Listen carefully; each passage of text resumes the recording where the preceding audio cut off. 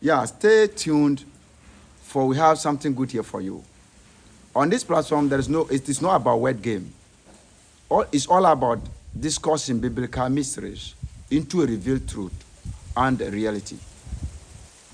Today, we are coming to talk about something which is called the knowledge dimension. I've coined this the knowledge dimension. When you look into the Bible, God always talk about knowledge, especially in the book of Proverbs. He said, have I not written for you excellent things? It means things that will make you excellent are in the form of knowledge. Yes. Now, he said, a man of knowledge increases strength, and a wise man is strong. Strength is wisdom. So before you get wisdom, you must get knowledge. So we are coming to talk about knowledge. He said, by knowledge a house is built. By wisdom it is filled with all precious things. By understanding it is established. So we are talking about the knowledge. So I have coined it the knowledge dimension. Knowledge can be in the form of information. God gave Nebuchadnezzar an information. He gave Pharaoh an information. But knowledge alone is not enough. So we are going to concentrate on knowledge now. But we'll go to the next dimension, that is the understanding dimension. But currently we are concerned about knowledge. So as the Bible said, the man of knowledge increased strength. No, it means that every man must seek for knowledge. Without knowledge, you can't have strength, and that strength is what is wisdom. Now, knowledge can be in the form of information. When you go to Genesis chapter 41, verse 8, and that way, the Bible said, and God revealed something to Pharaoh. And the Bible said, verse 8 said, and his spirit troubled him. How? He received knowledge of something that he has no understanding about. So this is why you have to seek for understanding after you acquire knowledge. You can go to the university to acquire knowledge, which is information about a particular field. But if you don't have understanding about the knowledge you have acquired, you'll be a waste graduate. You can receive information in the form of revelation. You can receive knowledge in the form of revelation. But if you don't have understanding about that knowledge, it can be a waste knowledge. You can also receive knowledge in the form of instruction. Yes, Jeremiah received an instruction and gave it to Zedekiah, the king of Judah. The mind of God concerning Judah, and told them, gave an instruction that now I've given every beast, everything under the sun into the power of Nebuchadnezzar, including the nation of Judah and all nations in the world. Now the instruction is this: move and put your head under the power of Nebuchadnezzar and serve him, so that you be slaves in your own land of Judah, so that I will not give him to you as captive to turn you to captive to his own nation. So it was an instruction for the king of Judah to instruct the nation of Judah that he will put his head under Nebuchadnezzar, pay tribute to him, and be his slave on his own land. But they rebel against this knowledge. So after it is declared, he has received knowledge about the mind of God concerning that time and that season. Now it is up to him either to follow it or not to follow it. And how to follow it depends on the understanding that you have about the knowledge you have received. You can also receive the knowledge in the form of warning. When you go to Daniel chapter 3, we go to Daniel chapter 3. The Bible says God revealed to Nebuchadnezzar what was going to come upon him because of his hard heart. And Daniel revealed it to him. It was a warning to Nebuchadnezzar that you are becoming notorious. You are becoming a rebel against my authority. You think you use your power to do all these things. You think all the nations that are subject under you are your own power and doings. You think it is in your power that you are able to build beautiful castles and cities and theaters. And you are attributing all these things into your own wisdom, to your own effort. And because of this, if you do not change your mind, you are going to become an animal for 7 days and eat grass.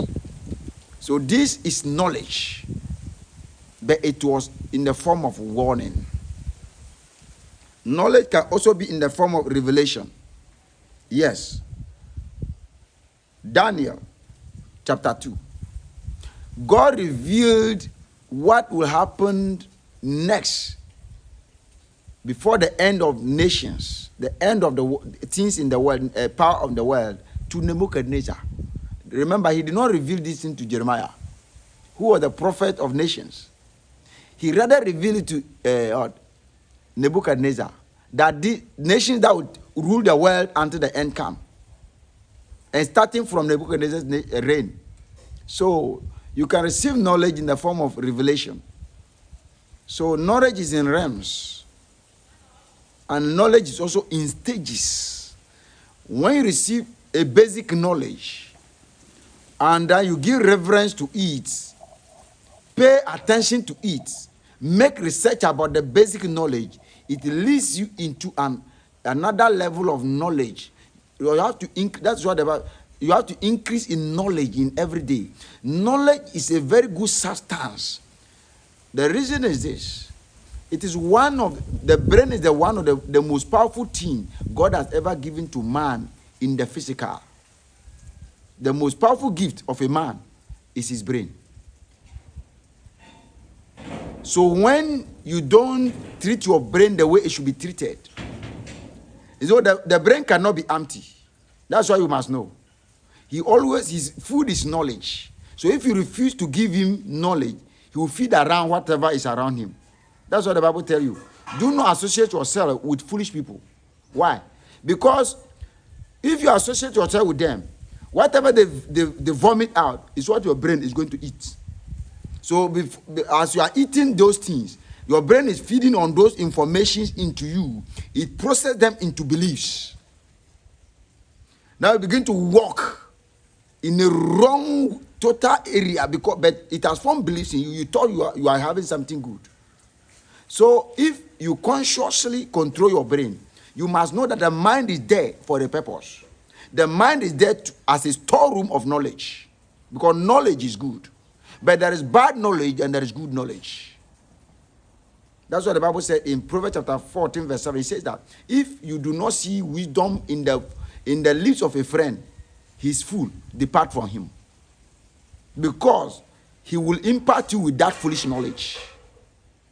Some people have told you that because your uncle did not help you in life, if nobody helps you in life, you will not be able to do well.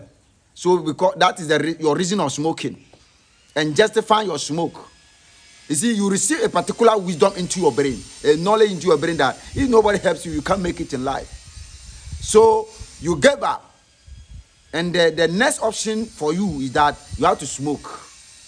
The next option for you is that you have to steal. Because you receive a wrong knowledge. But people build from the scratch and they are billionaires today. Some are also able to feed their family. So, if you receive wrong knowledge, it goes wrong direction. So, we also have wrong knowledge and then right knowledge. So, you have to consciously know what your brain is feeding on. Psalm 1 verse 1 says, the blessed are those who do not walk in the way of God ungodly, stand in the way of sinners, or sit with scoffers, but their mind is on meditating the law of God. They shall be like trees planted before the river. Why did God say that? Because in the word of God, there is good knowledge. If only you have a good understanding of the word. But with friends, ungodly friends, there is bad knowledge there. They will instruct you with bad knowledge. They will feed you with bad knowledge, and that knowledge will impact your direction in life. With sinful people, they will impart you the way you can sin well, how you can steal well, how you can kill well, how you can, if you are a lady, you can cheat well, how you can misuse your body well and justify it. If you are not wise, you can receive wrong knowledge by not knowing. How can you be wise? The kind of company you find yourself in. You should be able to consciously know that this is a bad company. You can't stop your brain from eating from the company. You can't. You me, I'm not like that. I'm only their friend. You are deceiving your own self. That's why I told you that if you don't feed your brain, he feed around whatever is around. Whatever is around, the brain cannot be empty. Your brain is not empty does not mean it is having good things. So you have to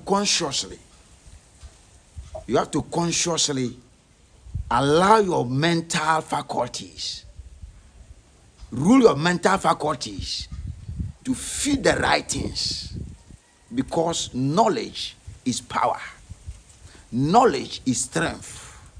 Knowledge brings transformation. Knowledge increases strength. Knowledge makes you a refined person.